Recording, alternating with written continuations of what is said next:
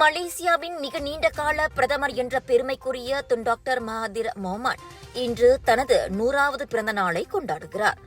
நாட்டின் நவீன தந்தையாக வர்ணிக்கப்படும் மகாதீரின் வண்ணமயமான இந்த நூற்றாண்டு வாழ்க்கையில் மேடு பள்ளங்களுக்கு குறைவில்லை. 70-80 ஆண்டு பொது வாழ்க்கையில் அவர் சந்திக்காத அரசியல் ஏற்றங்களும் இல்லை, தாழ்வுகளும் இல்லை. 2 வெவ்வேறு காலகட்டங்களில் 2 முறை பிரதமர் பதவி வகித்தவர் என்ற பெருமையும், கடைசி தேர்தலில் தோற்கடிக்கப்பட்டவர் என்ற கசப்பான அனுபவமும் அவருக்குண்டு.